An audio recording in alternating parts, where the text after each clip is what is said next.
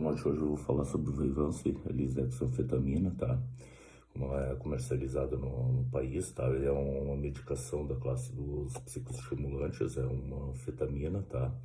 Em relação à Ritalina, que é outra disponível no mercado brasileiro, tá? Eu a considero mais eficaz e com menos potencial de abuso, tá? Porque, enfim, ela faz ela faz uma ocupação dos receptores de dopamina mais lentamente, vai liberando a dopamina, inibindo a recaptação da dopamina e da noradrenalina de forma mais lenta do que aqueles picos que a Ritalina pode fazer, ou mesmo em menor nível a Ritalina LA ou mesmo Concerta, né? Então, ele pode ter de 10 a 12 horas, tá? Varia de paciente para paciente, isso, tá? Às vezes essa variação tem em função de uma questão farmacogenética, tá? Ou mesmo pelo uso de outras medicações pela interação medicamentosa, já que ela é substrato da 2D6, né? Então, aqui nas minhas anotações eu acho que é válido a gente citar paroxetina, nortriptilina, sertralina, trazodona, são medicações que podem aumentar o efeito do Vyvanse, né? Assim como a imipramina, parece que é a desimipramina bastante, tá? Bupropiona, tá? E carbonato de cálcio, ou mesmo outros alcalinizantes, né?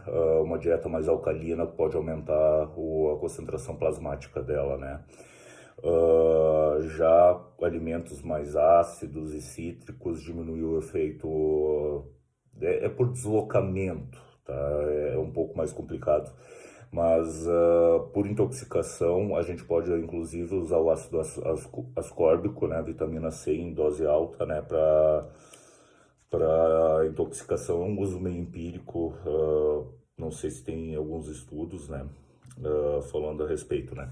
Então, assim, ó, eu vou passar para quem fica mais pro final do vídeo alguns segredos, algumas manhas de como a gente pode fazer titular a dose, fazer com que ela custe menos, enfim, e alguns segredinhos sobre ela, né? Então, assim, é uma medicação que classicamente ela é usada para TDAH, para crianças acima de 6 anos, né? Tem que ser usado com muito cuidado, porque pode mudar a vida da criança, né?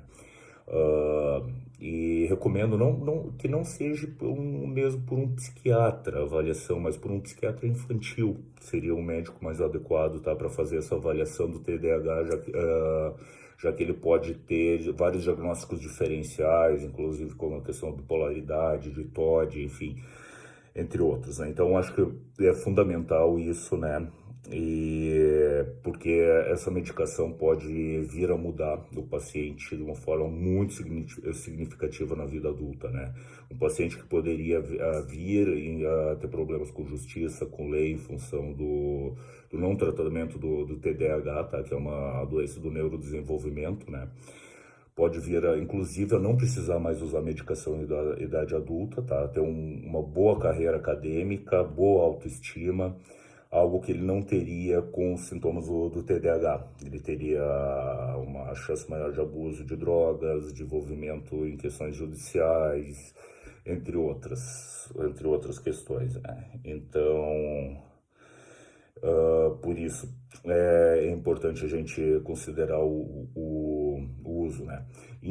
Quando se faz necessário um uso em adultos, tá? Eu acho ela mais segura do que a Ritalina, com menor potencial de abuso, porque justamente uma rápida ação sobre os receptores dopaminérgicos, um efeito, uma descontinuação rápida são as características que fazem as substâncias se tornarem mais ou menos aditivas, né? Então, teoricamente, o Venvance seria menos aditivo, né? Ele é uma medicação aqui no Brasil também é liberado para perda ponderal, né? Para quem come compulsivamente, tá? E principalmente para quem come benji, eu não sei pronunciar as coisas aí, enfim, mas vocês entenderam, né? Então, assim, um dos mecanismos, tá? Ele aumenta o reforço dopaminérgico no centro de recompensa, no mesmo onde os alimentos podem satisfazer a pessoa, né? Outro mecanismo é o seguinte, é a diminuição da impulsividade, tá? Um paciente que tenha uma característica de impulsividade em função do sintoma de TDAH, ele tende a ser menos impulsivo e pensar duas vezes antes de atacar um doce, atacar a geladeira, enfim. Então, são alguns dos mecanismos na minha prática aqui que tem acontecido. Quando eu uso com essa finalidade, muito pouco ele tem ajudado. Quando eu uso o Venvance e tem que cuidar, por exemplo, um paciente com um IMC ele meio complicado, um IMC, uma mulher com IMC de 20, aí a medicação mesmo emagrece e, enfim, às vezes causa um problema bastante grande, né? Uh, então, deixa eu ver aqui nas minhas anotações, tá? É uma medicação que eu tenho utilizado muito, tá? Para potencialização, tá? Em casos refratários de depressão, inclusive com titulação, com muito cuidado, pode ser utilizado junto com o IMAL, tá? Assim, tem principalmente enfoque, assim, em pacientes com anedonia, apatia, a dinamia, com cansaço físico, mental, com problemas cognitivos, tem uma potencialização bem legal com o Veivance, tá? Em alguns, o grupo, inclusive, de idosos, tá? Com um certo, com essas características de depressão, também tem uma melhora, tá?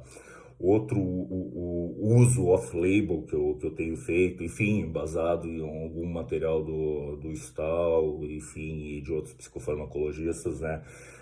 Seria o uso do Venvance para o FOG da fibromialgia, né? Que, inclusive, muitas vezes tu tem uma melhora na questão da percepção do limiar da dor, tá? Inclusive, o Venvance ele é potencializador de opioides, né? Então, procede, né? Enfim. Que mais? Narcolepsia, sonolência diurna, potencialização e depressão.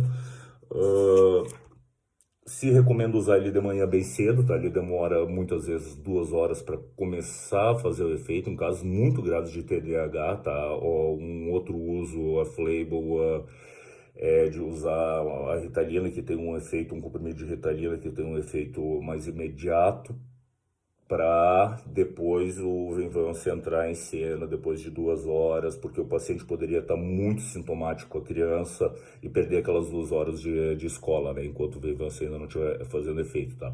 O Venvance é assim como a Ritalina, tu pode tirar férias dela, né, em período, fora do período escolar mesmo, para tu avaliar a dose terapêutica, fazer ajustes, ver a eficácia, a eficiência da medicação, medir a questão da pressão, fazer exames, eletrocardiograma basal e após o uso é importante, tá?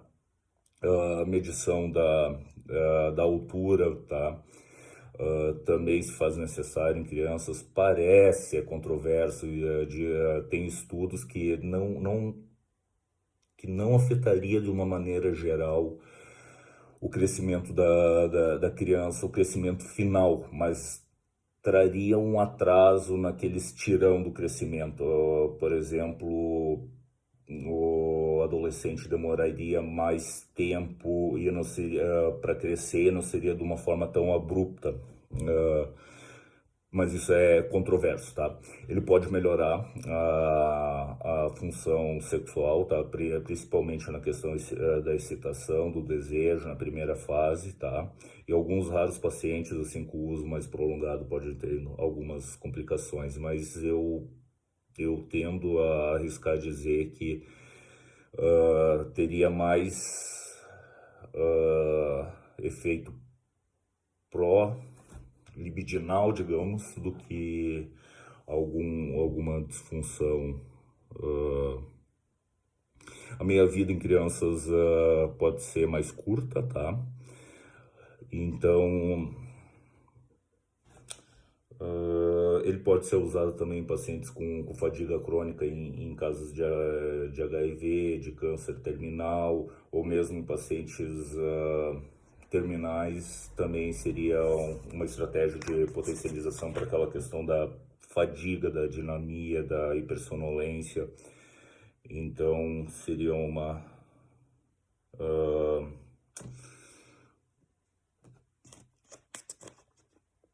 ele pode, teoricamente, ele pode cortar o efeito de antipsicóticos na questão de estabilização, tá? Mas não é bem o que acontece na prática. Na questão do próprio efeito antipsicótico, tá? Também não é o que tenha me acontecido, pelo menos, tá?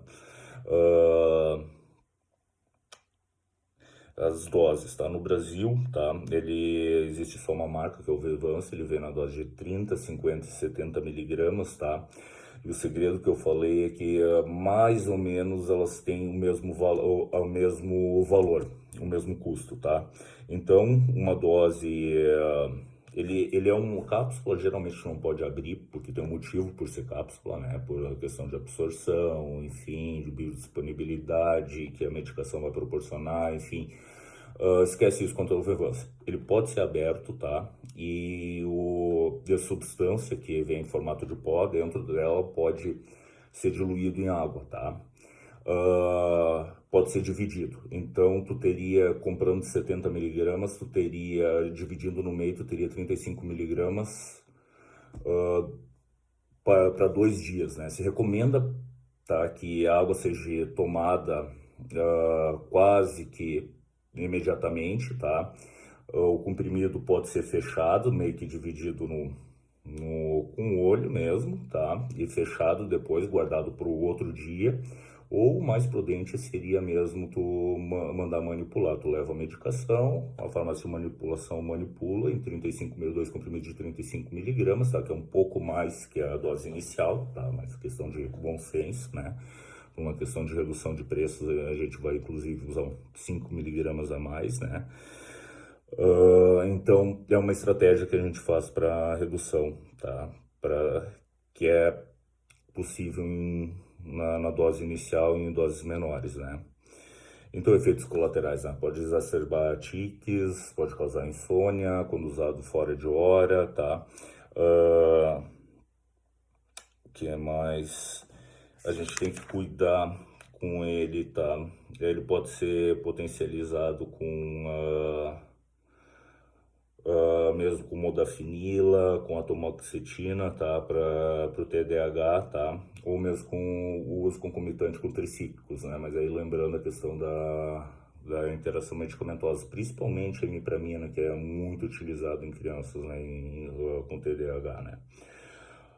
Assim, geralmente os pacientes relatam que o final do efeito dele no final da tarde é uma sensação de fadiga e de cansaço, de que terminou o combustível de forma meio abrupta, tá? Então, com essa diluição na água que eu falei, desde que ela não fique muito tempo fora da geladeira, em esse estado de conservação, tu pode ir titulando, usando a dose um pouco mais, uma proporção maior da água de manhã mais cedo, um tanto a mais, 1 hora, 2, 3 horas depois, para controlar. Muitas vezes é raro disso acontecer, pode acontecer picos, então essa titulação ao longo do período da manhã seria interessante também, tá? É recomendado, pode ser recomendado, né, para alguns casos, né? Mas aí o paciente não pode ser atrapalhado, enfim, ele tem que entender bem, enfim. E é uma medicação que